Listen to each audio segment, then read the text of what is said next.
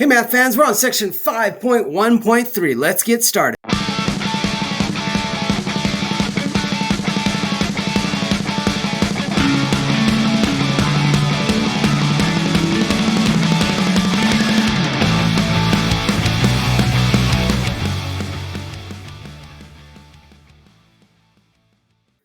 This section is all about symmetry. More specifically, line symmetry is a line that separates the figure into two halves that are a mirror. The thing to look out for is if the figure is being bisected, and I have a line segment here, PQ, and since there is the same distance on both sides, PR will be equal to RQ. Therefore, line L is acting like a line of symmetry. So in order to prove that something is a line of symmetry, we're going to be looking for its mirror image on the opposite side. In other words, we're going to imagine that that line of symmetry is going to be like, imagine folding a piece of paper in half along the line. Depending on the object, they're going to have different amounts of line symmetry. And that goes really specifically with regular polygons.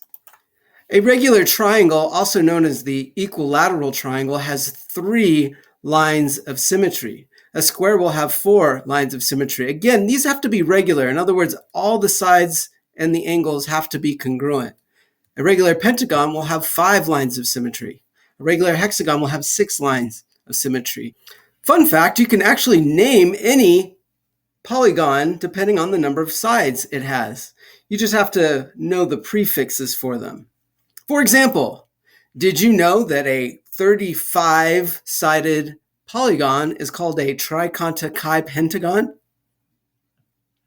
Or did you know that a 672-sided polygon is called a hexa-hecta-heptakonta-chi-digon?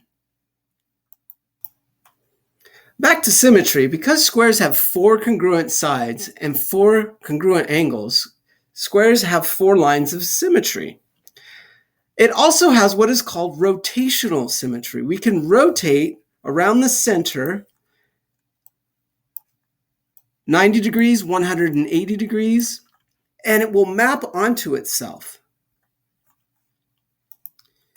A rectangle, on the other hand, won't have as many lines of symmetry because it does not have 4 congruent sides. It does have 2 lines of symmetry that are drawn right here. And let's see if it has 90-degree rotational symmetry. If we rotate it 90 degrees, it will not map onto itself. However, if we do it another 90 degrees, it does have 180-degree rotational symmetry. Here are the lines of symmetry horizontally and vertically, and you can see that they will map onto themselves.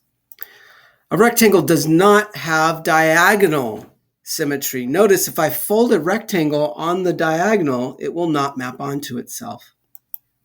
An isosceles trapezoid, which means that the 2 legs are congruent and these angles will be congruent too, these opposite angles, does have 1 line of symmetry that is, in this particular case, vertical. If it is not an isosceles trapezoid, it will have no lines of symmetry. There are no lines of symmetry in a parallelogram.